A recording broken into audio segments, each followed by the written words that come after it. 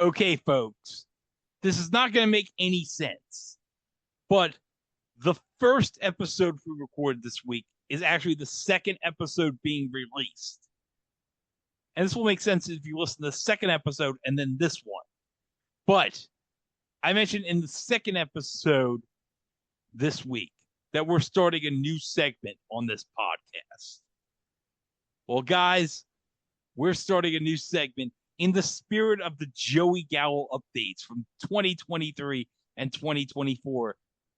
We are doing the Colorado Rockies update. Mike, don't drag me into this. Do not drag me into this at all. Yeah, I am dragging you into this because the Colorado Rockies are awful in 2025. They're not good, yes. No. So they've just fired their manager. They fired Bud Black, who I didn't realize has been there since 2017 and somehow has the most wins of any Colorado Rockies manager. Well, he was there 8 years, so it makes sense. And the Rockies have only existed for 32 at this point. Yeah, I guess so. But okay, let me go through their schedule in the last week. Okay. They played on the 8th of May, a doubleheader against the Tigers. They lost 10-2 and 11-1. On May 9th, they lost to the Padres 13-9. And then Saturday, the 10th, they lost to the Padres 21-0. Now, I got to add, after that game, the Rockies management said, hey, we still have faith in Bud Black. We're not going to fire him now. Spoiler, guess what happened the next day? They won 9-3. And then they fired Bud Black. And then the 12th against the Rangers, they lost 2-1. And then on the 13th against the Rangers, they lost 4-1. And then on the 14th, they lost 8-3 to the Rangers. And currently, as we're recording this on Friday, May 16th, they're losing 2-0 to the Diamondbacks.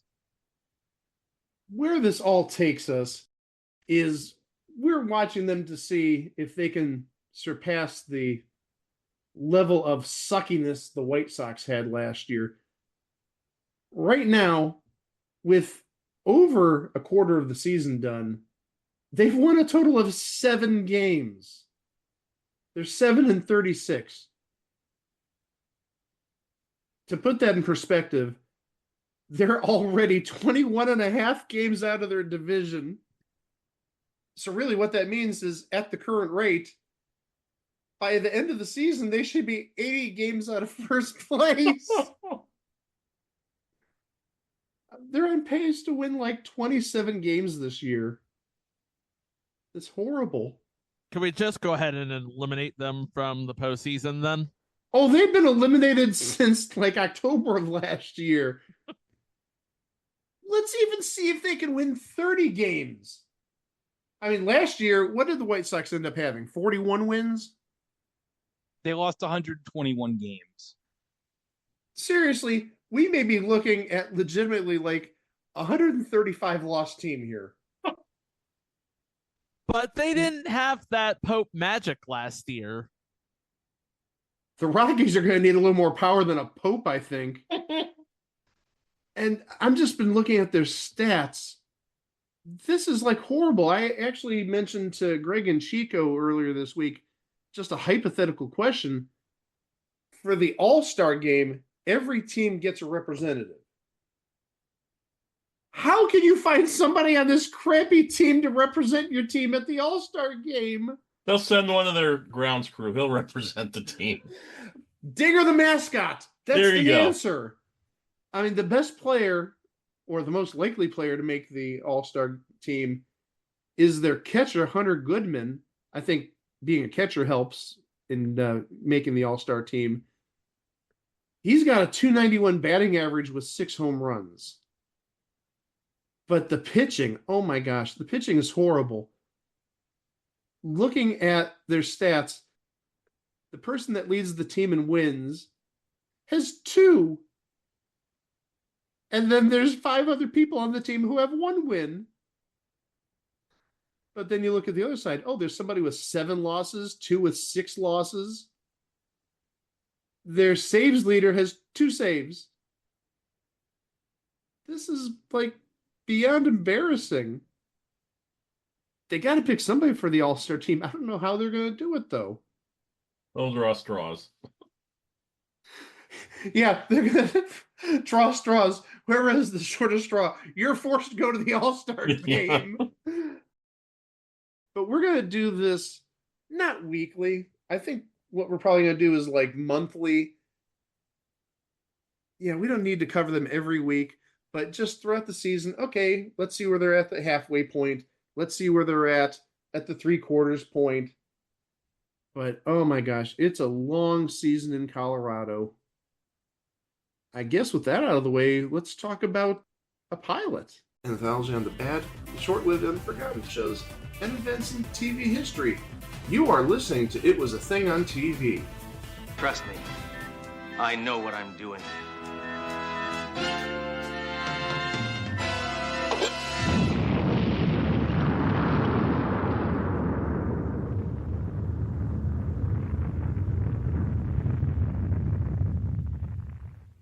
Episode 559, submission number 2594, Herndon and Me. Herndon and Me was a pilot for ABC that aired on the evening of August 26th of 1983. And just to give you a fair warning, this is not about former Detroit Tigers superstar Larry Herndon. Oh, I thought we were going to talk about him tonight. Would have loved to talk about him and Jack Morris and Kirk Gibson, but not happening. Aaron, I'm glad you're here this week for us, but I'm so disappointed we're not going to be talking about the 84 Tigers. Oh. Wire to wire. Yeah. We don't get to talk about Willie Hernandez either. Oh, darn. Hey, I have a Willie Hernandez signed ball. He's not with us anymore. Yeah, signed 84 series ball. I got it signed by him when he did a show in Hofstra like 2-3 years ago. Herndon and I were best friends in high school. Back then, I was class president, homecoming king, and captain of the state champion Van Buren Beavers. Herndon was the Van Buren Beaver. After graduation, we went our separate ways. I went Ivy League, and Herndon went on to MIT, where some of the greatest scientific minds in our nation stole his lunch money and played keep-away with his hat. Oh, that's me when I got married to a Miss America finalist. She ran off with the photographer shortly after this picture was taken. Here I am with a group of international financiers as we embarked upon a business venture involving public investments. Here I am under arrest after my partners took our public investments to Guatemala. Ah, yes, that's me at my next job. I was involved in the monetary exchange market, and that's where Herndon found me. He clothed me, fed me, and got me a job. That's right, me, the boy most likely to succeed, is now working as an assistant to the Van Buren High School Beaver. Oh, I love working for Herndon, only now he's known as the computer genius, Dr. Herndon P. Poole.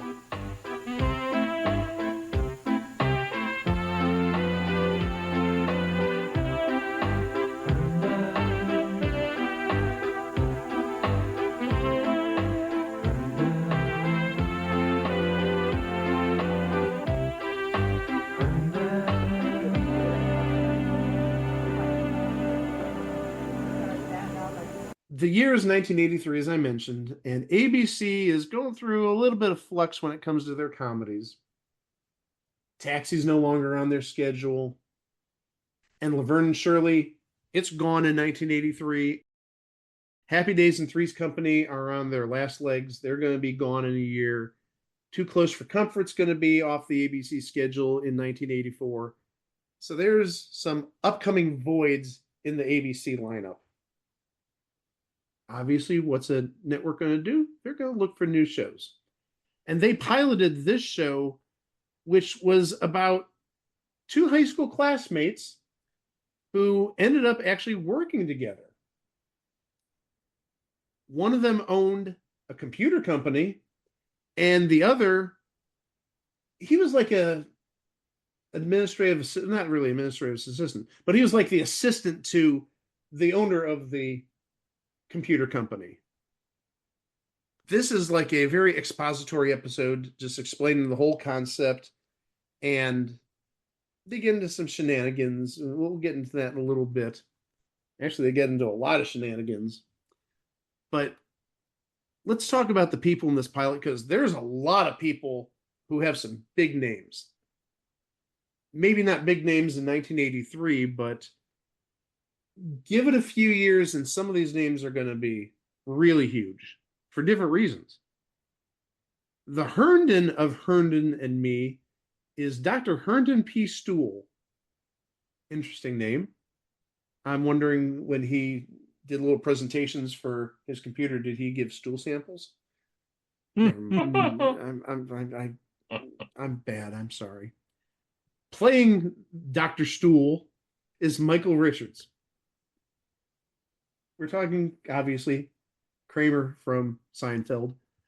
But at this time, he would have been off of Fridays for about a year, because that ran until 82.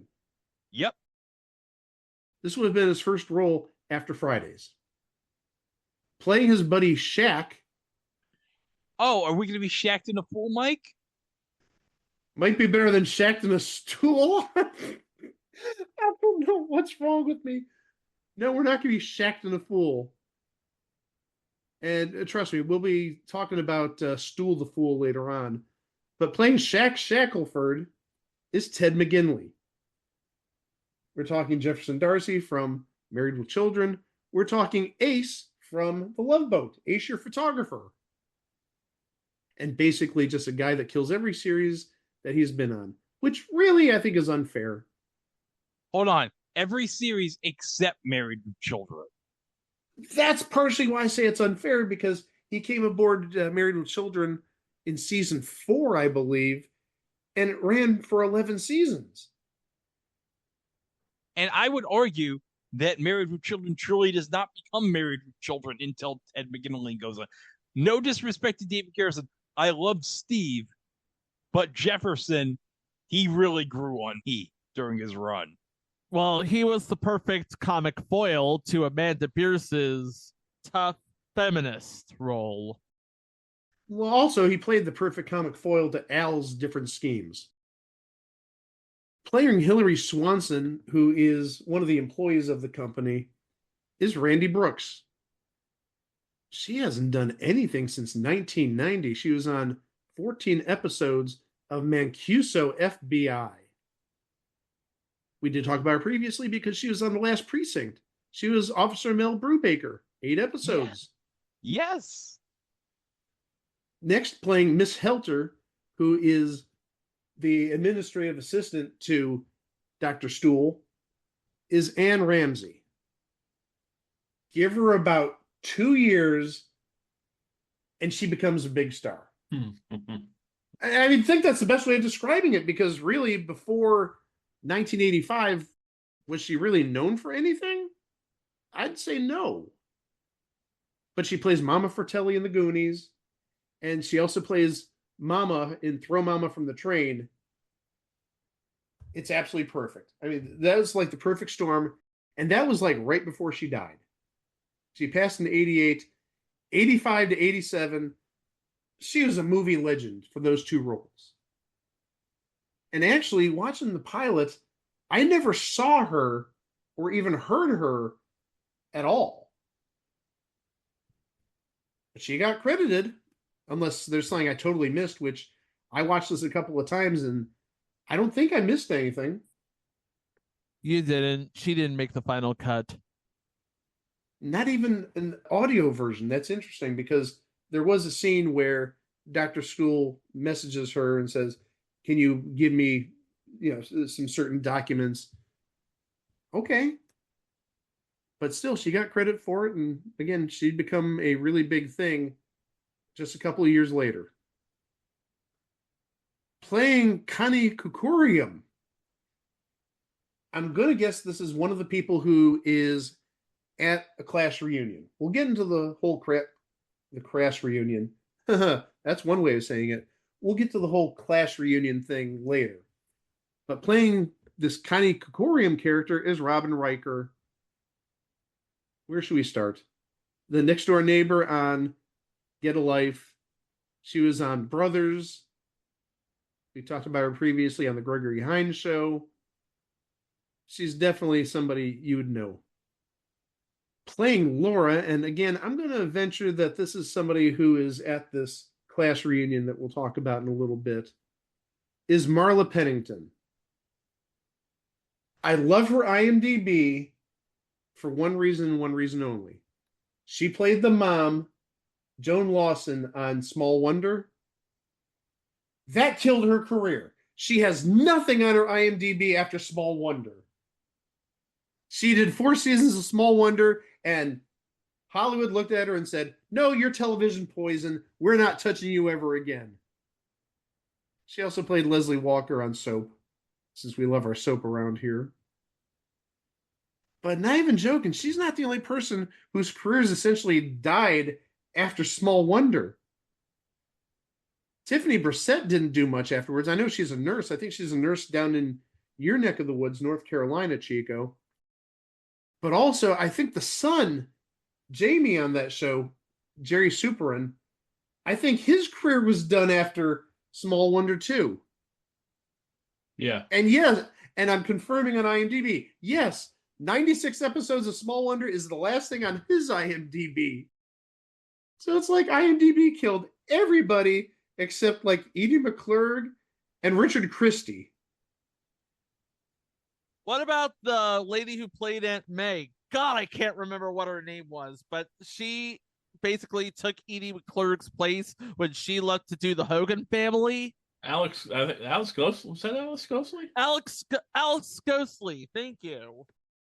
And the tie back to 1983 again, Jerry Superin was on one of the kids in the intro for Laverne and Shirley in the last season. When all the kids. Oh, yeah, they did change that open in the last season. Oh, I didn't know that. He told me that himself, actually.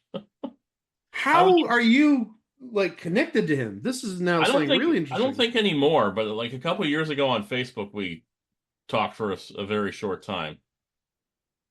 That is amazing. And Alice Ghostley, she definitely had a career even after Small Wonder. Well, she had a career before Small Wonder. Yeah. She was on Maude. Well, just one episode. But I thought Alice Ghostley was like the maid who took over for Florida Evans when Florida went to Good Times. Maybe I'm wrong. I thought Alice Ghostley was like the new maid for Maude. I know she was a maid on Bewitched. She was on one episode of Maude. Yeah, I saw one episode, but like I said, I thought she took over. Maybe I'm thinking of like Hermione Gingold or somebody like that. I'm guessing that's who I'm thinking of.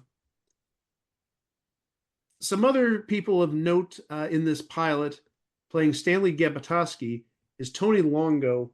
We've talked about him in the past. I looked at the picture on IMDb and it rings a bell. We did talk about him previously on Police Academy of the series. He was Luke Cackley. But also we talked about him on Just Our Luck. He was on an episode of that series. One more name I'm going to add, and then we'll get into the pilot itself. Playing Ralph, who is one of the people who attends this class reunion, a buddy of Herndon's and Shaq's, is E.E. Bell. Tying it back into Married with Children, since we talked about Ted McGinley being Jefferson Darcy, E.E. Bell played Bob Rooney, one of Al's No Ma'am cohorts in the final couple of seasons of Married with Children. And actually, speaking of what Aaron said earlier about talking about that character on Small Wonder, E.E. Bell was actually very responsive and prolific on the Married with Children news group back in the day. If you remember news groups back in the 90s. He was like one of the few people from the show that actually like interacted with fans. So two sort of examples of fan interaction in this episode, which is awfully darn cool. The pilot itself, Greg Chico and I talked about this earlier, and we actually found more entertaining stuff in this video that's not part of the show itself. We'll get to that later. But the pilot, I was not sold. The basis of this pilot, as I said earlier, is Dr. Herndon Stool and Shaq Shackelford. They are friends from high school, and they work at this computer company. As I said, Dr. Stool owned the company, and Shaq Shackelford was his assistant. The pilot episode starts out with Dr. Herndon giving a presentation about his computers, and it starts with Shaq actually introducing him as he comes into the boardroom where the board of directors is seated. And once he comes into the room, he does what Michael Richards does quite a bit in terms of physical comedy. I took a stopwatch to see how long it took this first scene to unfold. It was 1 minute and 45 seconds of physical comedy, goofiness, slip-ups, even offensive stuff. Because at one point, Dr. Stool has a water cooler jug, one of those 5-gallon jugs of water, and starts spilling it everywhere. And one of the people in this board of directors is a gentleman with a turban, and you could probably guess what Michael Richards did with this turban, sopping up the water. Just a little offensive. Hey, Ann Ramsey, how would you describe Herndon's handling of stuff in this boardroom? You clumsy poop! So after almost 2 minutes of this physical comedy, we actually get to this presentation of this new computer. After this presentation is done, Herndon and Shackelford, or we'll just call him Shaq, because he's called Shaq throughout the episode, they go back to the office outside of the boardroom. Herndon gets his mail from his assistant, from Ann Ramsey, as I said earlier. So Mrs. Helter, she's paged on the intercom system, can you give me the mail? And they get the mail, and again, physical comedy happens. Michael Richards fumbles the mail. Oh my gosh, it falls over, mail's everywhere. And there's an envelope, and they open up this envelope, and it's an invitation to their 10-year high school reunion. And there's a little bit of reluctance. Do they really want to go? And they ultimately decide, yeah. Herndon's experiences in high school did not really make for a good class reunion. He hooked up with somebody at the reunion. I'm going to say it was either Robin Riker or the mom from Small Wonder, one of those two women. And he was the mascot in high school. And it was a beaver mascot. So he actually, at her request, dressed up in the beaver costume, had the little mask on, and had the whole body stuff on. This classmate of his made advances towards him in the locker room. And it got a little embarrassing after that because she wanted him to disrobe. And, well, he's only got underwear on underneath the costume, which is kind of weird. You know, you'd think there'd be some sort of normal clothes, but whatever. He's disrobing. He's taking the head off, and he's stumbling, trying to get this beaver costume off the bottom part below the neck. And, again, given it's Michael Richards, given it's physical comedy, he's got to basically kill himself trying to take off this costume. He stumbles all over the locker room. He knocks over the bench where the team would sit. And it was basically all for naught.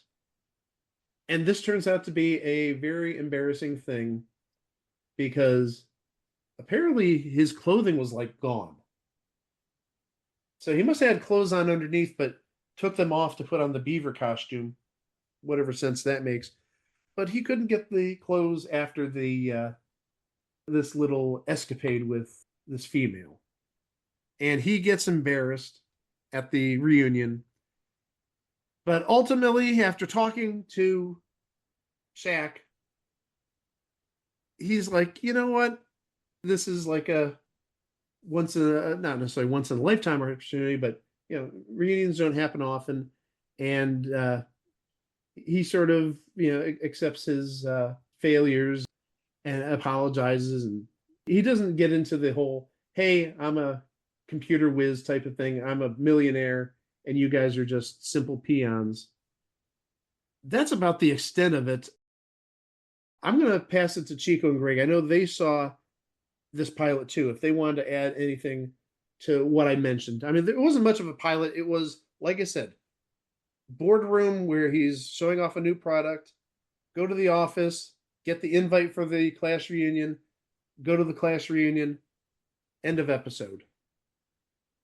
I mean, all I want to say is, yeah, this is basically like a showcase for Michael Richards' physical comedy. And obviously, you got to see glimpses of what it would become with Seinfeld, and to a lesser extent, UHF as Stanley Spadowski, the janitor. Hey, I mean, it's Michael Richards doing Michael Richards things. If you like that stuff, you're going to like this pilot, probably. And by contrast, it's also Ted McGinley doing Ted McGinley things.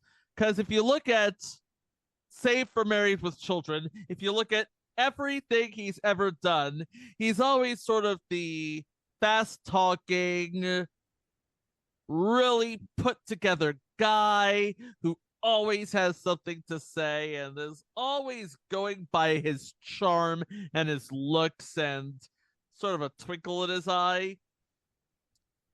Basically everything Michael Richards isn't. Also, we should add Ted McGinley in this, and you'll hear about this in the next episode. He has this mustache that just doesn't work for him. It's not a good look on him. We should talk about the people behind this pilot because there's some big names behind this pilot. First and foremost, the producer of this pilot is Rich Carell. We've talked about him plenty because he's done plenty of work behind the scenes, but he was also on Leave It to Beaver as a kid. Plus, also, he was on the week of Match Game Hollywood Squares Hour where it was Leave It to Beaver week. He didn't get hit in the face with the watermelon from Gallagher. Okay, I'm just going to say this again. If Gallagher had smashed the watermelon on the Friday episode of Magic Game Hollywood Squares, we would have had, okay, not 6 seasons in a movie. We probably would have had maybe 20 seasons and 5 movies. Oh, we'd be talking about season 42 of it right now. It would still be hosted by John Bauman, but who would be doing the match game part now? Let's just say Martin Short for the hell of it. Coming this summer on ABC. This show itself was written by Lowell Gans. Pretty familiar name if you're familiar with Garry Marshall shows. And name we've talked about in the past. It's been some time we've talked about this person, but Babaloo Mandel wrote this episode. And I mentioned Garry Marshall. He directed this episode. So this is from the same people who brought you all the big comedies on ABC back in the day that weren't called Three's Company or Taxi. Or maybe I should say all the comedies that are named Happy Days and Laverne and Shirley. Well, he did more than that, but that's what he's best known for. As bad as this pilot is, it's not really my cup of tea. I'm not a big fan of Michael Richards' physical comedy. Never been a big fan of Seinfeld. The big takeaway from this is actually the commercials. We start this file, not the show itself, but the file starts with 2.5 minutes of Cal Worthington Ford ads. And we do have an appearance from his dog Spot, who happens to be a cow. Looks like a little calf. Doesn't look like a big cow. But you get to see the whole Cal Worthington lot, and there are sales banners on every single car, and they're showing some of the prices of like 79 Pinto for like 1995 and a pickup truck from 83 for 59.95. Just deals out the wazoo. This, I mean, legitimately is like the biggest car lot I've ever seen. And we got some big car lots in this area. But the other ad that sort of caught our collective eyes is after the first segment, the second ad is a Wheat Thins ad. There's an obvious name that's connected to Wheat Thins ads, and yes, she is in this commercial talking about Sandy Duncan, who I think was on later seasons of Valerie. It'll make sense in the next episode. But in addition, there's a bunch of chefs at like this gathering wherever Sandy Duncan is having her Wheat Thins. And one of these chefs or cooks or whatever you want to call them is Jason Alexander. If you look in the far right of the foreground, there is Jason Alexander. Now, you can't see his bald head because he's wearing some sort of like paper hat, but that's Jason Alexander. So you've got two future Seinfeld stars. Well, not in this pilot. One's in the pilot, but one's in an ad for this pilot. If I remember correctly, he was in one of the two McDLT commercials we talked about, full head of hair. Oh, he was definitely in McDLT ads. I remember that from back when I was a kid. And then also, after the second part of the show, we actually get an ad for a show that we have been sort of clamoring to talk about, but there's just no footage out there. Lottery. Now, hold on. There is footage out there, but it's not in English.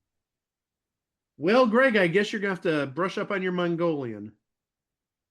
I mean, there's got to be English subtitles, you'd think. But this ad for Lottery is actually for the premiere of Lottery. Friday, September 9th, 8 p.m., 7 Central. Man, if we could do a show on Lottery and also if we could somehow do sweepstakes. I just want to talk about Ed Burns doing something besides trying to host Wheel of Fortune and being drunk off his ass. Ed Burns doesn't get enough love, I don't think. I loved him on the 77 Sunset Strip. Plus, he did a week matching him Hollywood Squares Hour. There you go. So that's it about Herndon and me, unless anybody else has anything to add. I'll take that as a no. Herndon and me, we got to see some early Michael Richards, even though we got an idea of his chops when he was on Fridays. And we got to see Ted McGinley before he started photographing people on the Love Boat and before he became the second Mr. Marcy Darcy. But this show, Herndon and me, ABC didn't like what it saw. Chalked this one up as one of the shows that didn't work that well for Garry Marshall and just became a thing on TV. You can find us at our website, itwasathingontv.com, on Facebook at It Was a Thing on TV podcast, and elsewhere at It Was a Thing on TV. You can find us on any podcast player, and we're also on YouTube, where you can subscribe to our channel to keep up to date with our releases, including what's coming up next time. Well, guys, coming up is my birthday, and it's time for the Money in the Bank that I revealed a couple weeks ago. And guess what? We're talking about every guest star and hotel. Are you all excited for this episode? I can't wait to talk about Granville Van Dusen. And I can't wait to talk about Iggy Wolfington either. Oh, man. You're going to learn a lot about these people coming up in our next episode of It Was a Thing on TV. Thank you for listening. For Mike, for Chica, for Aaron, I'm Greg. And we'll see you with my Money in the Bank coming up later this week. Wow! Sandy Duncan at the Nabisco Baker's picnic. We bake our wheat thins thinner. You have to really hit the word thinner. That's important because when they're thinner, they're extra crisp, so you get a better taste. Keep practicing, and I'll just keep eating wheat thins, one after the other. We bake our wheat thins thinner. You get a better taste. Yes! Wheat Thins crackers. The thinner the wheat thins, the better the taste. We've got snacks for one, snacks for all. I love better cheddars. Mm-hmm. Me too. And the bacon ones are good too. It's bacon! I'm waiting for Greg to do like sausages. I need sausages, sausages, sausages, sausages. Sausages. Sausages. Hey, we're talking about sausages and bacon, bacon, bacon. Can I sing the Temptations song I sang to Banoodles? She can't fight the temptations. She can eat them all. Temptations, temptations. Da, da, da. Greg's giving me thumbs down, but you know what? I give it thumbs up. She enjoys her temptations. And